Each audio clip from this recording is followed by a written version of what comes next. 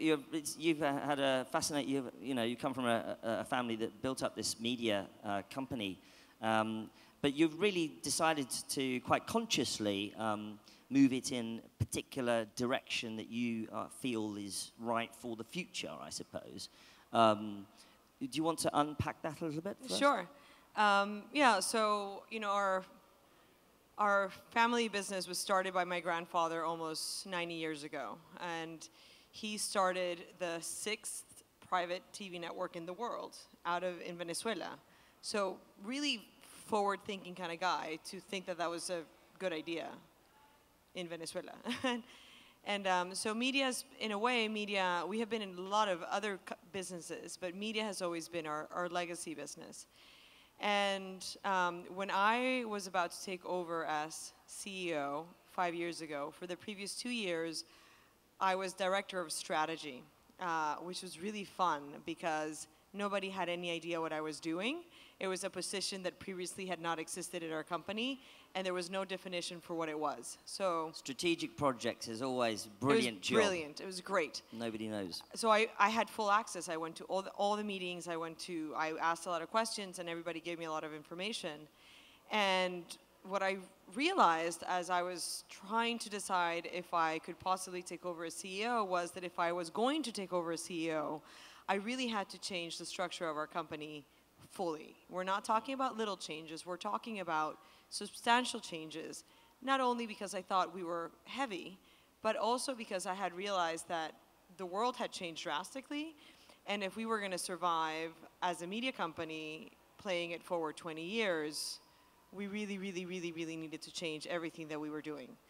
And if that's what I was going to be doing for the next 20 years, I really wanted to be working in a company that I was going to feel happy and encouraged to be running. So in a nutshell, had I not done that, I would have had 28 direct reports, and we would not been doing anything digital. Right. And instead, I have 3 direct reports, and 2 of my 3 business units are digital first, and the 3rd one has nothing to do with media. So it was sort of a radical transformation, and to be able to do that, I did have to let go a lot of people. We had to go completely flat, and we had to venture into new business verticals that we weren't in before. And it was exhilarating. It was really scary as well, and really exciting. But it's put us in a place now where I think, in terms of our competition in the region, we feel that we're in a really good place. Like we're kind of kicking ass. Well, apparently you are. You're doing very well. I mean, and it's also interesting how you embraced this yourself. I was looking at your blog, which you started a while ago. You haven't updated recently, but you've obviously been busy. Tomorrow. Tomorrow. Breaking Really? news. Breaking news. Really? All right. Great. Well, breaking news. But that's very unusual. I mean, it's very unusual to have someone in the position of yourself doing, eating your own dog food, as they say, actually blogging. When you did that, and when you obviously you went through strife to some extent in the company to reorient it this way, doing your own, getting in feet first and getting dirty, as it were, in terms of embracing digital media, particularly. Do you think that had an effect on the culture in terms of people, thinking, okay, it's the real deal, you're doing it as well? Yeah, absolutely. I mean, I think, with digital media, unless you participate in it, you don't get it. And when you talk to people that say, yeah, I understand that digital media is important, but I don't have a Twitter account and I don't tweet, you're like, yeah. Well, that's going to be a problem, right? And there's this incredible place called Hyper Island. You probably know, Hyper Island. And they have something called the Master Class. And it's like a digital boot camp for people in leadership positions in companies that have to get it, that have to get the digital conversation. And I took that class because I wanted to take my COO with me. My COO is a guy that's worked for our company for 30 years. He's 20 years my senior. And I was about to unleash this mega transformation in our company, and I needed his buy-in. He was telling me that he was being supportive, and he was being supportive, but I wanted him to really be supportive. He needed to So really I took get him, into it was in Tribeca, and we were going to fly to New York, and I thought it was going to be really scary for him to be there alone. So I went to babysit him. So I thought. And then I was there, and I actually realized that I thought I knew so much, but there was so much more that I could learn. And it really changed my life forever. And it was obviously transformative for my COO, who's still with me and who drank the Kool-Aid fully. We then started working to Hyper Island to bring them into our company. And we've organized, I think it's 3 sessions now, where I invite people from all of our different divisions, from our different companies, from different countries, and they all come. That's like our company retreat. We do it here.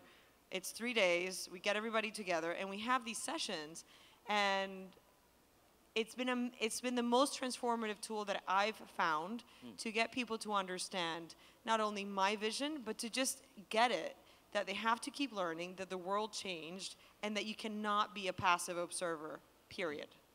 And did you, you know, we're here at the Happiness Summit, but that was obviously, you know, a couple of years ago when you started to do that. But did you think about, to some extent, there is a sort of millennial aspect to some of these conversations, and let's be brutally honest, many of the people in the media business are not from that era. They might be now, but they weren't, say, a few years ago. And yet, this is a conversation that we're having now about wellness, about well-being. And did you feel consciously at that point that you were going on a journey that you had to get everybody on board, not only in that kind of like getting everybody on the same page, yada, yada, yada, which happens in big companies, but feeling good about it as well? Yeah, I think, you know, what happened to me is that on the one hand, it was sort of the collusion of 2 moments. There was sort of this internal revolution that was happening within our company with the changes that I was putting forth. And it coincided with sort of the digital advent that was colliding with the media world. And we now all get it. We now all see the picture of digital media, and we are optimistic, and we understand it, and we're like, it's great. But the world was a scary place for you and I 7 years ago when we were not understanding how the transition from... There's going to be an inflection. That inflection was scary, and we were not seeing the dollars in digital media yet. We really weren't. Nobody was seeing it. It was a really scary moment. And that's when I decided to make all these changes. And I needed to do something like Hyper Island to be able to sort of make those 2 colliding points happen in a good way. Because if not, it would have been really difficult to play catch up on both sides. How important, you did that, and that's, you did that Hyper Island thing, and that was a very kind of clearly transformational for your company, but also for you. How important do you think it's important to this immersion thing, which I think is sort of bubbling under as an idea, where you really get deep down into something, and I think this is kind of something, one of the themes of this conference is really immersing yourself in something for obvious reasons to make yourself better, or for better either product, you know, hacking yourself, and that's been kind of an interesting theme on this stage for the last, during this day, but immersing yourself really sort of deeply into this. You know, I think it's extremely important, and I think I really believe that learning is a lifetime activity, and I think coming to terms with the fact that we are vulnerable and that we have so much to learn on a daily and a weekly and a monthly basis ultimately will give us an advantage, because it means that we are willing to learn about the things that have changed, and that's going to allow us to venture into new directions, right? And when I reflect, sort of, I think about the team, you know, that I have working with us. The culture that I went into was sort of, I had all these old wise men working at our company. You know, family businesses do that. People work with you for a really, really long time. And I feel like my senior management was very senior and is very senior, and they thought that they had learned it all and that they didn't need to keep going. And I think part of the energy that I brought into my company is to say, no, we're all going back to school. And we don't know most of the things that we should know. and it's totally okay. And I don't want anybody showing up at the meeting telling me that they figured this out, because I am totally confused every day. And it's been really fun to do that. And I'm always encouraging people to go and do courses and I help them figure out what those opportunities might be. And I think deep dives are really, really interesting. But the interesting thing is that you, in effect, in a way, you are taking a company and what you're doing yourself professionally back to its roots, as it were. You know, your grandfather created this company, you know, led the revolution in this part of the world, very much. Clearly, obviously a man of vision at the time. And I was reading about how you said that you really felt that you needed to continue that legacy, leading the evolution of the company in the challenging modernity. But here's a question for you. What would your grandfather have made of a conference about happiness? Oh, no, he would have fit in perfectly here. My grandfather, he created the first yoga institute in Venezuela. No way. And my poor grandmother, so he was married to this like super traditional lady, and they had 8 children, and they were like the epitome of the traditional family. And then there was him, and he was a nut job, and he used to do yoga in the garden, and there's journal entries of my grandmother not understanding what he was doing with the yoga teacher in the garden. But he brought these teachers from India. He also brought the first Japanese chef to Venezuela. Yeah. He used to go to Germany to do electromagnetic resonance treatments. He used to go to California to do recreational things. He was far out there. You know, he was a pioneer in every sense of the word. So I think he probably would have been the keynote speaker, the founder, and the financier of the World Happiness Summit 70 years ago. Boom. That's amazing. That's incredible. I think I hit gold there with that question. That was, that's amazing. I had no idea. He brought yoga. Yeah. That's incredible. You're very interested, I was reading about, you're very interested in Miami, you're very interested in development of the city, and I think, you know, one of the themes that's been coming out through today was that they really want to be the happiness capital. There's obviously a movement going on internationally about talking about well-being and happiness of personally, individually, corporately, business, and in society. This is obviously happening, but, you know, from time and time again, there's always these indexes and these lists about cities and who's biggest, and, you know, Scandinavia always comes up top 5, and Amsterdam and places like this.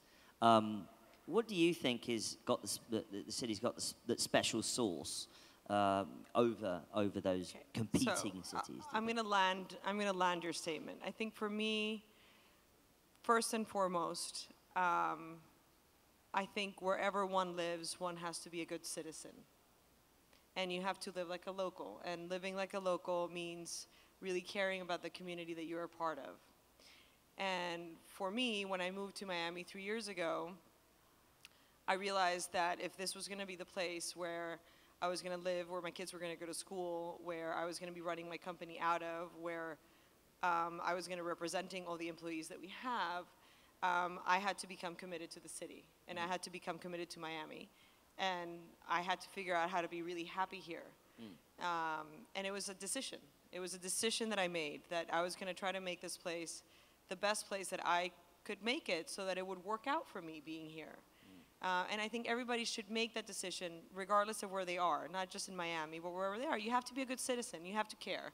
And you have to care about, you have to feel empowered to make the changes that your community needs so that you can have a happy life where you're living. In Miami, I was fortunate enough. At the time, it seemed like a crazy idea, but the day that I landed and I was about to announce that I was becoming CEO of our company, I was asked to to found the board of Endeavor, which you've been hearing about throughout the day. Endeavor is an organization that promotes high-impact entrepreneurship. So we help entrepreneurs that are doing an okay job do a phenomenal job. It's not startups, it's not an incubator. It's helping entrepreneurs scale large and become global players. It's been around in the world, and this was the first time that they were going to open an affiliate in the US. And Matt Hagman and his boss and a few other people started saying, you have to start Endeavor Miami. And I'm like, I can't start the board here. Like, I don't even live here. If my apartment floods, I don't even know where to call the plumber. Like, this is crazy. I don't know, like, no. And they kept insisting. And then at one point I said, if all these, like the 3 smart people that I know in Miami all think that this is a really good idea, I think they're crazy. But you know what, it's a leap of faith. I'm gonna listen to them. And I'm so happy that they did. Because working through Endeavor was the way that I found that I could find a project that would help me figure out how to be engaged with the city, meet all the amazing entrepreneurs that are also committed to the city, because the Endeavor only attracts really good people and really good entrepreneurs and really good mentors and a really good board. And I think everybody has to figure out how to have a cause like that, that goes beyond your little neighborhood, that has a bit more impact as you're trying to think into how to build a better ecosystem that you want to raise your kids in, frankly. And you've said one of the greatest lessons I've learned from my family is the importance of corporate and social responsibility, and I presume you also throw in philanthropy into that. And one of the things I saw an interview with you about, you were talking about how people at the top echelons of society in Latin America are not as philanthropic as they could be. Do you think that's still the case? Do you think that's going to change? Do you think this kind of conversation is going to convince them? Yeah, I think, for the older generation, the argument was, well, in Latin America, most Latin American countries, there is really no tax structure or incentive to make philanthropy, the American philanthropic model, something that works in Latin America. Although Latin Americans are generous, they're not philanthropic in the American definition of it because there's no tax incentive to do so. Mm-hmm. What I am seeing with millennials is that, and this is sort of a global movement, is that millennials do tend to be more engaged, more thoughtful, more centered, and more caring about their environment and what's happening around them. And I do think that that's going to translate into new forms of philanthropy and engagement and just giving a damn and caring. And I think sometimes we're dismissive about millennials. And we're dismissive for the parts that drive us crazy about their work ethics and self-centered and then all that other stuff. But there's a lot of good there. Yep. And I'm waiting to see when that data starts coming out, because I spend a lot of time looking at social impact projects. And the social impact projects that I'm seeing that are coming out from the new generation of entrepreneurs are tenfold more impressive than the stuff that was coming out 10 years ago. And they're all part of this sort of new millennial movement. So I think there's a new definition of philanthropy that hopefully will bridge that gap that I was seeing between Latin America and the US before. And perhaps new entrants into politics and who will ultimately That's all part of it. Create that the is all framework. Part of it. That is all part of it, because I feel hopefully we all are now feeling that we have to be part of the movement to change the world, and that includes caring about your country, and that includes being involved with politics. No argument there. You're the head of a big media company, and we've sort of touched upon the fact that you changed it to reorient it around the modern world right now. What role do you think, and what onus and responsibility is there on the media today to think about, to kind of care for society, I guess? Do you think journalists should be just like straight down the line, here's what I know, bang, no comment? Or do you think that there is a role for journalism to play in moving the needle, shall we say, in the right direction, or in a more positive direction? Or do you think that would be the wrong thing to do? I think there's categories, and it's okay for there to be categories, but the categories should be crystal clear. What do you mean by categories? There's entertainment, there's news, And the two should not be mixed. And the two should not be mixed. It doesn't mean that news cannot be very well produced, but where we get into trouble is when the two categories are fuzzy on purpose to confuse people, and I think that's irresponsible. So I think if you're watching a 30-minute newscast in a TV network, that should be reported in a very specific way. But if you're watching a 1-hour in-depth documentary, that should be told in a very specific way. And if you're watching a movie, it's a movie, right? But I feel like where we're getting into trouble is when the half-hour newscast on NBC is too much fun. It's like, oh, wow, that was really fun. And you're like, yeah, but that's not supposed to be fun. They're supposed to be reporting, and it's supposed to be clinical. But here's the but. Where's the traffic? Where are the eyeballs? I ran into a reporter from a very well-known global breaking news organization with 3 letters who said to me, all we have to do is mention this guy's name and our ratings go up. And here we are. And here we are. Yeah. But their business model is centered around that. No? Yeah. Clicks, eyeballs. Do we have an answer? I don't have an answer. I'm sorry to put you on the spot, but what are we going to do? We don't have an answer, but I do think there are many ways, and I think it's very easy and sloppy for them to decide that that's the only way that they can make money. Right. I think it's easy and sloppy, and they should be smarter than that. Are you listening, guys out there, whoever you are? Are we recording this? We should definitely. Here's another point, though. We're all knowing about this. Let me just go on to the, I say the phrase, fake news. This phrase has come up crazy. Now, there are actually, startup businesses doing this stuff. But a lot of them are actually powered by the technology companies. Kids in Macedonia making $10 a day. $10 goes a long way in Macedonia, crazily, just by pumping out crazy stuff that doesn't really exist. Yeah. It's not just the media companies who have got responsibility. The technology companies who are powering, ad-based models that work that way. Is there something that media companies can do about that? Is it in their interests to even get involved in that conversation? Yeah, I think it's a really interesting topic, and the funny thing is that the fake news thing is actually not that new. It's been happening since there is news in the world, right? And since Pravda, maybe. Yeah. So it's just being amplified now because it's digital, and with digital, everything is amplified. We are seeing some pretty interesting and bold moves from the likes of Facebook and Google to try to do something about it. And it's going to take them a little while because it's a very, very, very large problem. But I do think it's ultimately going to be solvable. And I don't think it's going to be, I think you're going to give it 2 years and it's not going to be an issue, actually. I think the filters are going to be in place. Yeah, I do. And it's going to be a combination between filters and the backing of technology companies working together so that the user can figure out how to peter out.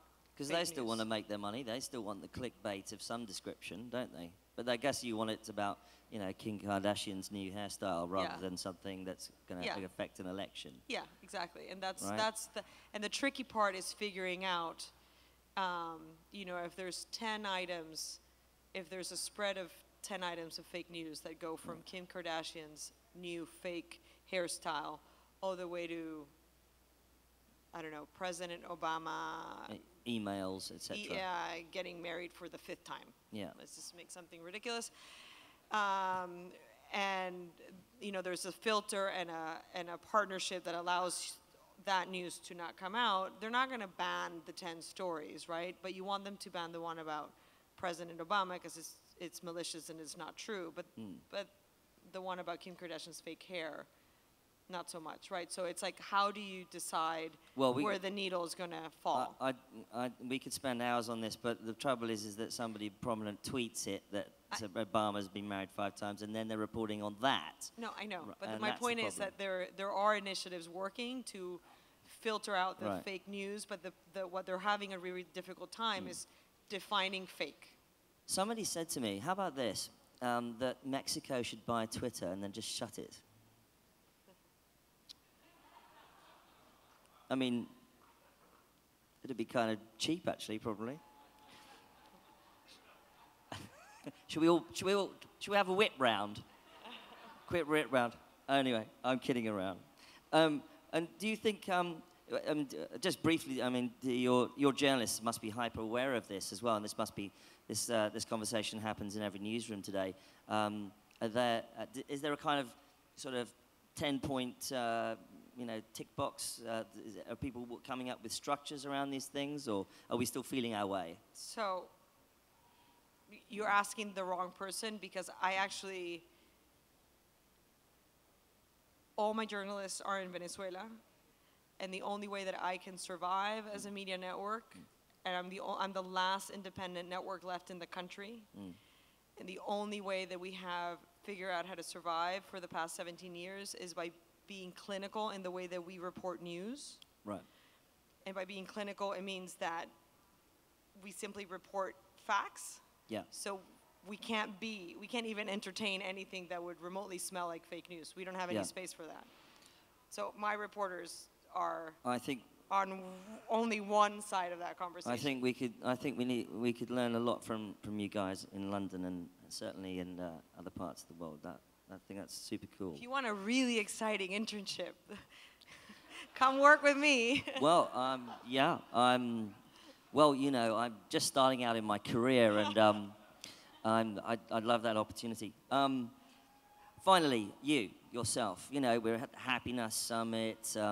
Do you jibe with any of these things? Did you have a walk around and see what's going on? Is it something you do in your own personal life, something that you concentrate on, or do you feel that it happens naturally with whatever you're doing? Yeah, no, I think, well, first of all, I think it's phenomenal that the event is in Miami. I think all of these things add to the broader message that we're sending, that this is a really great place to live and work for all the obvious reasons.